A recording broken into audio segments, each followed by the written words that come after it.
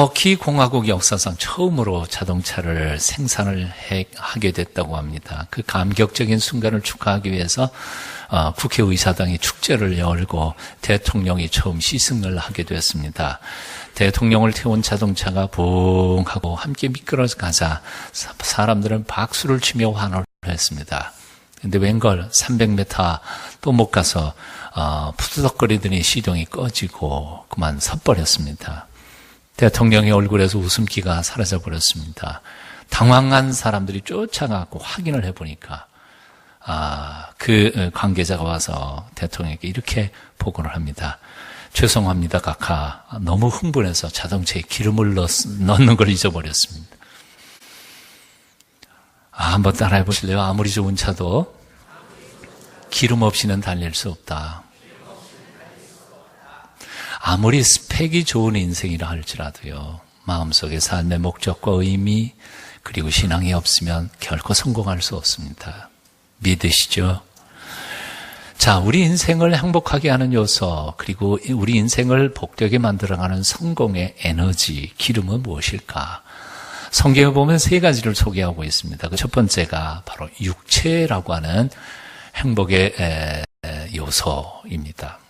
우리 인생에 있어서 육체적인 조건은 인생을 어떻게 살아갈 것인지에 대한 가장 기본적인 요소일 수 있습니다. 아름다운 미모, 건강한 몸, 뛰어난 머리, 타고난 재주, 이런 것들은 평생을 살아가는 동안에 아마 행복을 결정할 수 있는 좋은 요소가 될 거라고 생각합니다.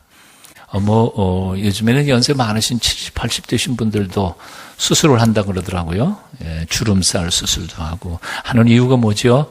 외모가 뭔가 도움이 되니까요. 예, 행복의 하나의 조건이 될 수 있다는 겁니다. 그러나 또 다른 한편에서는 태어날 때부터 장애를 가지고 태어나서 한평생 어렵게 살아가는 사람들도 많습니다.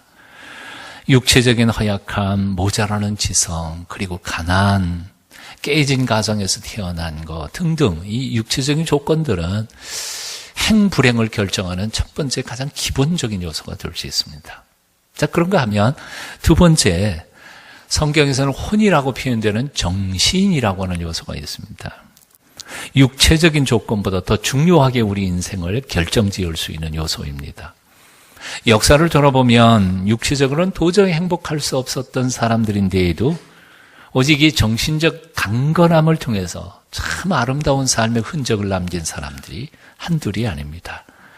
아시는 헬렌 켈러 여사, 그는 시각장애, 청각장애, 그리고 언어장애를 가진 분이었습니다. 세상적으로 생각하면 행복할 수 있는 조건, 가능성은 거의 없었던 사람입니다. 하지만 그럼에도 불구하고 그는 정신적 건강함, 그리고 아름다운 신앙, 신실했던 삶 때문에 자신도 행복하게 살았고 희망을 꿈꿀 수 없었던 전 세계의 수많은 사람들에게 희망을 줄 수 있었던 여인이었습니다. 루즈벨트 대통령, 소아마비로 손발이 자유롭지 않았죠. 베토벤, 태어날 때부터 폐결핵으로 앓고 태어났습니다. 그리고 마지막 세상을 떠나는 마지막 순간까지도 뭐예요? 음악가인데 청각장애로 고생을 할 수밖에 없었습니다. 사도 바울 간질병 환자였고요. 말이 어눌했습니다. 그래서 고린도 교회 교인들이 그 사람 글은 잘 쓰는데 실제로 대면에서 말 듣다가 보면 좀 버리버리하다. 그렇게 비평을 했습니다. 설교자가 말이 정확치 못하다 그런다면 그것만큼 치명적인 결점이 어디 있겠습니까? 자, 그럼에도 불구하고 루즈벨트 대통령, 베토벤, 사도 바울 이런 사람들은 온 세상을 얼마나 아름답게 만들었습니까? 얼마나 많은 사람들에게 행복을 주었습니까? 얼마나 기쁨의 근원이 될 수 있었습니까? 정신적 조건, 이것은 육체적인 악조건을 뛰어넘을 수 있는 하나님이 주신 행복의 두 번째 요소입니다. 그러니까 몸 좀 못생겼다고, 좀 건강하지 못하다고, 좀 배운 게 없다고 낙심할 거 하나도 없습니다. 예? 별로 긍정적으로 안 받으시는 것 같아요. 용기를 가지십시오. 용기를 가지십시오.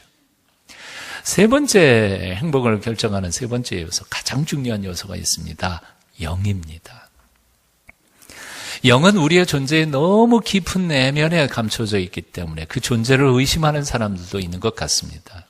하지만 우리 육체의 그 내면에 정신이 있고 그 정신의 깊이 내면에 영이 존재합니다. 창세기 2장 7절에 보면 이런 말씀이 있습니다. 여호와 하나님이 흙으로 사람을 지으시고 생기를 그 코에 불어넣으시니 사람이 생명이 된지라. living life. 살아있는 삶이 됐다는 거죠.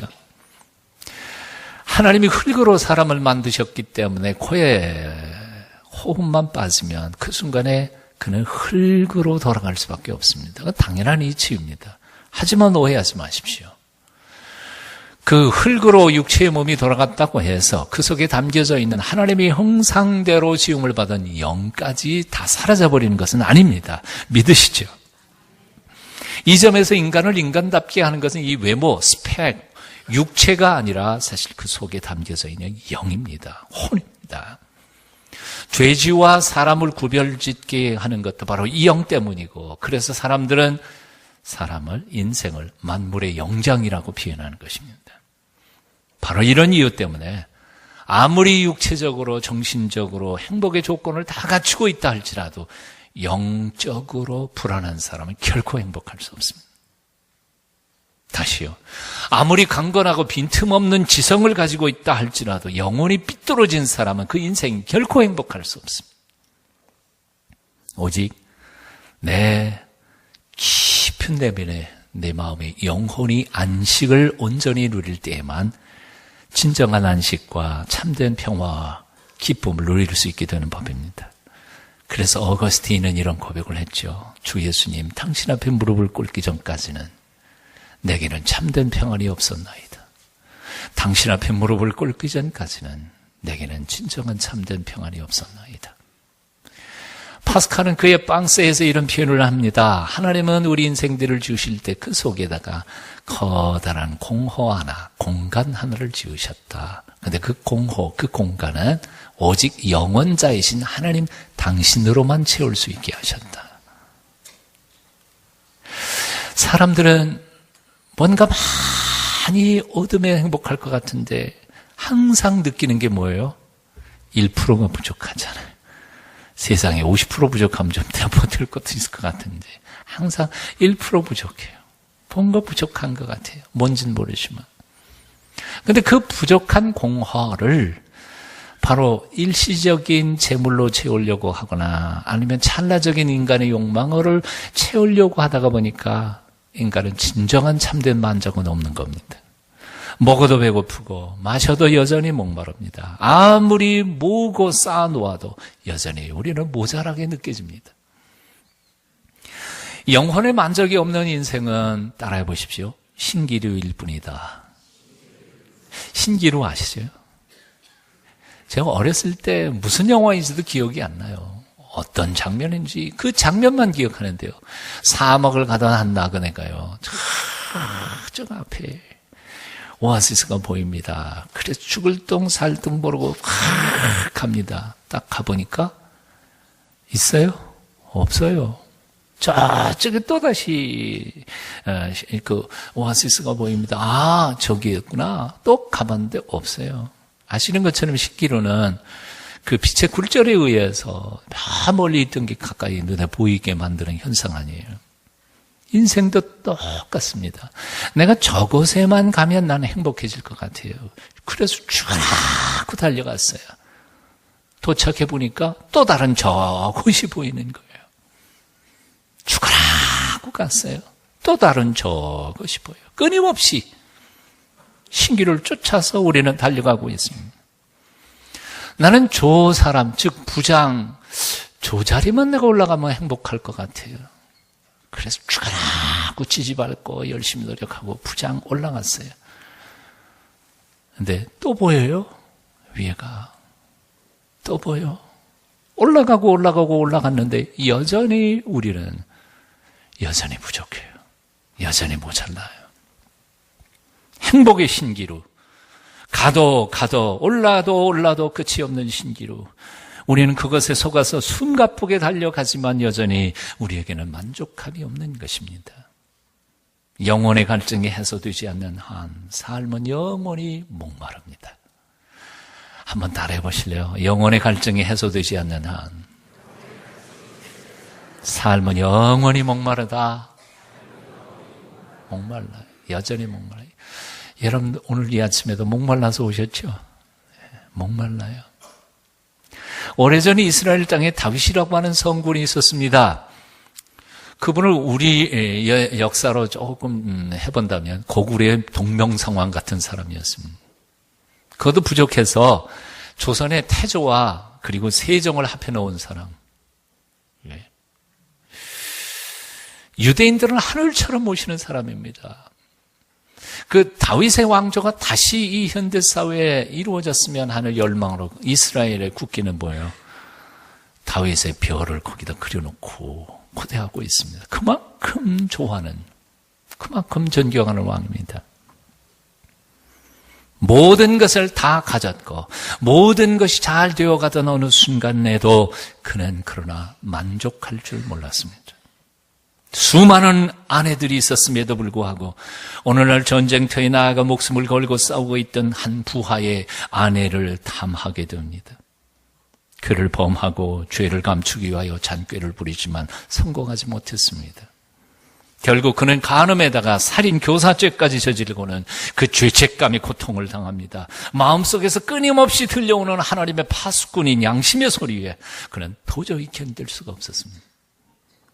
하나님의 책망 소리가 들릴 때마다 그는 뼈가 녹아내리는 것 같았습니다.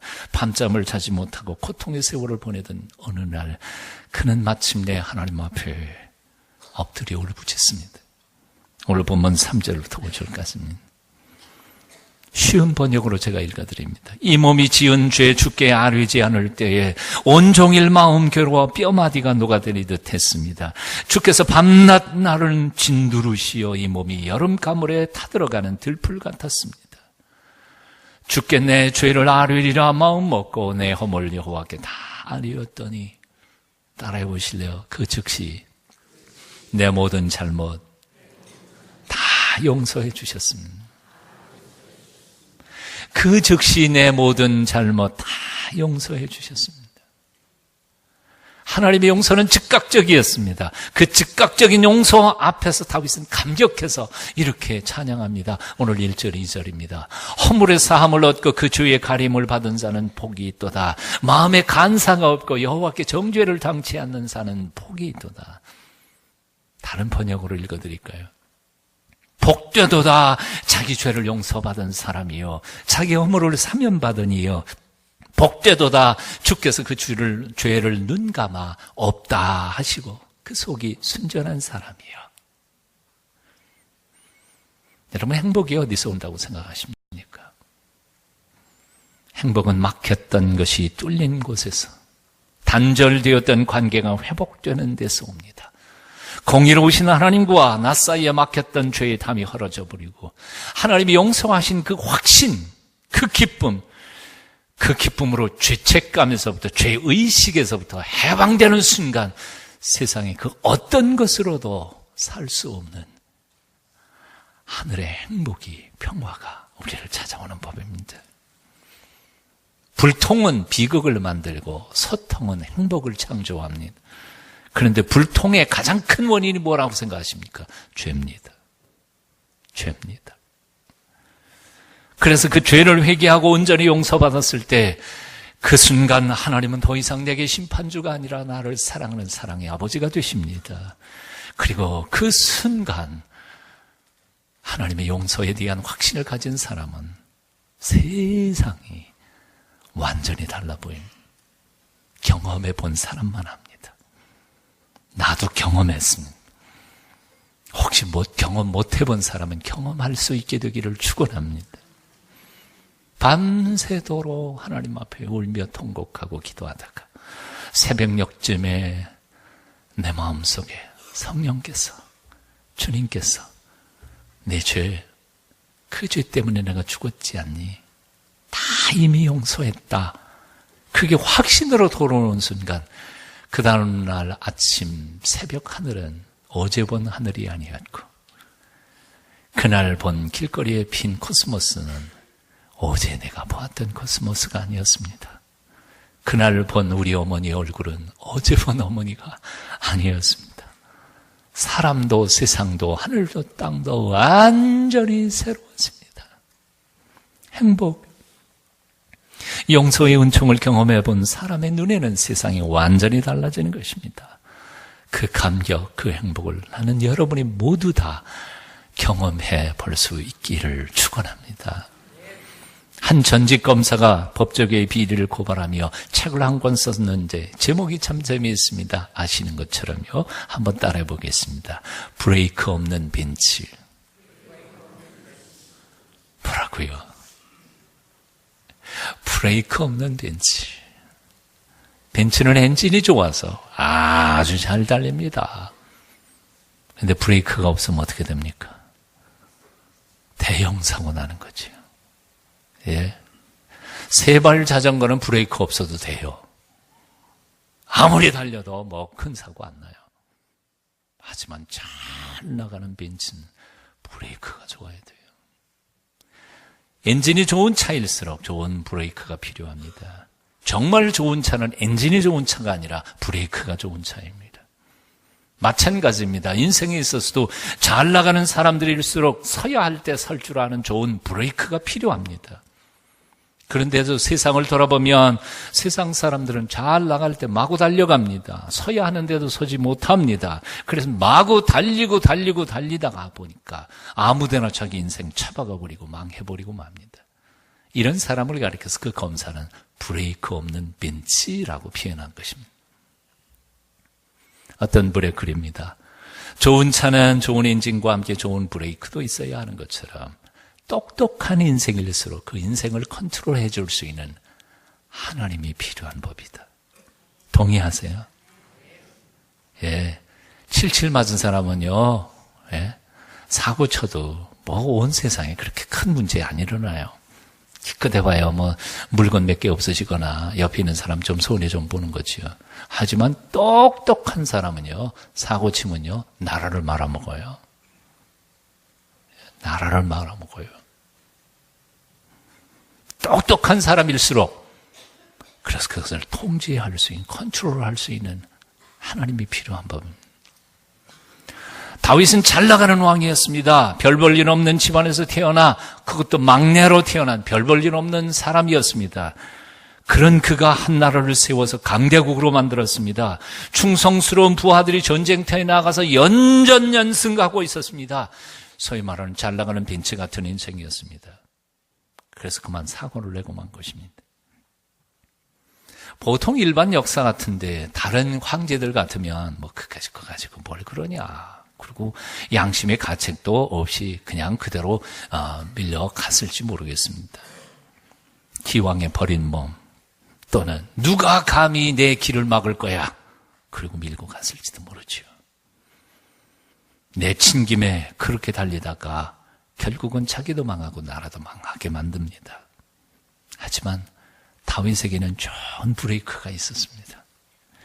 하나님이 보내신 양심의 파수꾼, 그를 지키고 있었습니다. 그 양심의 호된 꾸짖음 앞에 그는 겸손히 엎드려 회개했고 회개한 후에 용서받고 다시 일어설 수 있었습니다.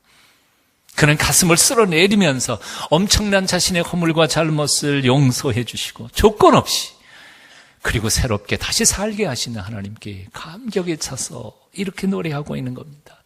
복되도다 자기 죄 용서받은 사람이요 자기 허물을 사면받으니요 복되도다 주께서 그 죄를 눈 감아 없다 하시며 그 속이 순전하니요. 그렇습니다. 하나님, 제가 바로 그 사람입니다. 제가 그 은총을 받았습니다. 그래서 저는 제가 행복합니다. 우리 인생들에게는 자신의 육체의 소욕을 제어할 수 있는 힘이 없습니다. 잘 나갈 때 절제할 힘이 사실은 없습니다. 왜 그토록 많은 사람들이 잘 나가다가 인생 망치는지 아십니까? 이유는 간단합니다. 좋은 브레이크가 없고요. 그리고 자기는 얼마든지 컨트롤할 수 있다고 착각하기 때문입니다. 왜 과속 운전하지요? 이 정도 달려가도 저 코너는 얼마든지 갈 수 있다고 착각하니까 코너 돌다가 날아가는 거지. 왜 음주운전합니까? 이 정도 나 집에 가면 얼마든지 갈 수 있어. 그래서 음주운전해요. 착각하지 마십시오. 아담 할아버지의 타락한 이후에 인간은 자신의 의지, 자신의 감성, 자신의 지성을 통제할 능력을 사실은 상실했다고 존 칼빈은 말했습니다. 이걸 전적 타락이라, 완전한 부패라 그렇게 표현합니다. 하나님이 도와주셔야 합니다. 하나님이 우리를 붙잡아 주셔야 합니다. 성령께서 매 순간 나를 붙잡아 통제해 주시지 않으시고는 나는 어디로 튈지 모르는 그런 공입니다. 이제 한번 질문해 볼까요? 여러분의 인생은 어떤 종류의 자동차입니까? 너무 여러분들이 너무 엄숙해가지고 내가 농담을 할 수밖에 없는데 옆에 있는 사람 얼굴 쳐다보면서 당신은 무슨 차입니까? 벤츠입니까? BMW입니까? 넥서스입니까? 모닝입니까? 남이 어떻게 보든 상관없어요. 나는 뭐라고 생각하십니까? 그런데 다시 또 질문합니다. 좋은 차가 어떤 차라고요? 엔진이 좋은 차가 아니라 브레이크가 좋은 차라고요. 예? 스펙이 좋은 차가 아니라 설 때 딱 설 수 있어서 자신을 보호할 줄 아는 차가 진짜 좋은 차란 말이에요. 예? 스펙에 속지 말란 말이에요. 자신의 인생의 스펙에 속아서 교만해서 하나님도 모르고 다른 사람도 모르고 저 마구 달리다가 처박아 놓는 인생들이 얼마나 많습니까? 요즘에 법정에서는 많은 기업인들을 보십시오. 막강한 권력을 한때는 휘둘렀지만 지금은 감옥 속에 들어간 사람들이 이름 여러분 잘 아시지 않아요? 교만하지 마십시오. 인생의 브레이크를 점검하시기를 바랍니다. 내 인생에서 멈춰야 할 때 멈출 수 있도록 나를 도우시는 그분 앞에 겸손히 엎드려 그분의 통치를 인정하는 귀한 아침 되시기를 축원합니다. 그리할 때 진정 참된 행복한 인생이 펼쳐질 줄로 믿습니다. 과거에는 어땠든지 상관없습니다. 이제부터라도 하나님이 나의 인생의 좋은 브레이크가 되셔서 가라 하시면 가고 서라 하면 서겠습니다. 그 믿음으로 살아갈 때 오늘 아침 여러분이 오 해피데이, 오늘은 좋은 날, 행복한 날이 될 줄로 믿습니다. 영상 하나 보시겠습니다. 시스텍트 속편에 나오는 말썽꾸러기 애들의 노래이지요. 거기 리듬에 속지 마시고요. 거기 흔들리지 마시고요. 그 가사를 마음속에 새기시면 좋겠습니다. 가사를 Oh happy day when Jesus washed my sins away. 예수 그리스도께서 나의 죄를 씻어주신 그날, 그날이 Oh happy day라는 거예요. Oh happy day, oh boy. 여러분, I'm talking about the day. 그날, 내 죄 용서받은 그날. 그래서 행복하게 찬양하는 그들의 얼굴 한번 같이 감상하시겠습니다. 이 영상 보고 제가 기도하겠습니다. 한번 같이 보십시다.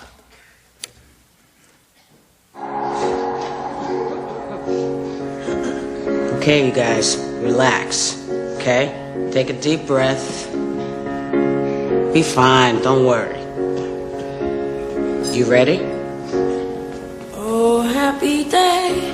Oh, happy day. Oh, happy Come day. here. Come here and stand over here.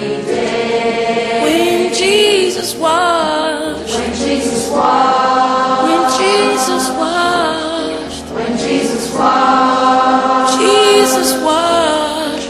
When Jesus Washed my washed. sins away. Y'all gonna have to do better than this.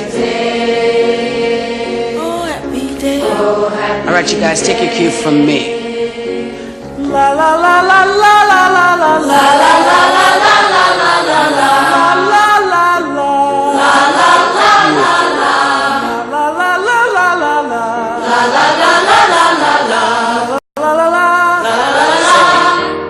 Oh, happy day. Oh, happy day. Oh, happy day. Oh, happy day. When Jesus was.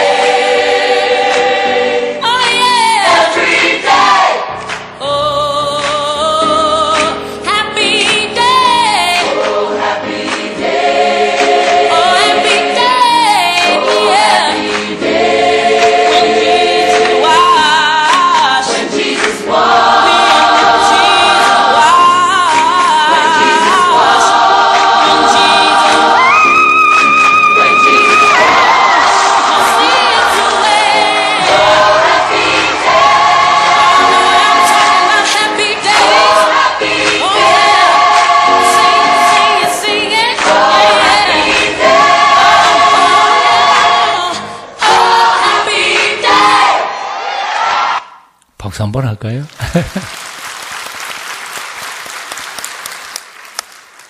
기도하겠습니다. 행복의 주인이신 하나님, 눈앞에 보이는 행복의 신기루만 쫓아다니다가 정작 참 행복의 주인이신 주님을 멀리했던 저희들을 불쌍히 여겨 주시옵소서. 저희들의 무지와 고집과 반항을 용서해 주시옵소서. 이제 하나님 당신 앞에 엎드려 간구하오니 내 마음속에 다시 들어오셔서 나를 참으로 복된 길로 인도하여 주시옵소서. 예수님 이름으로 기도합니다. 아멘.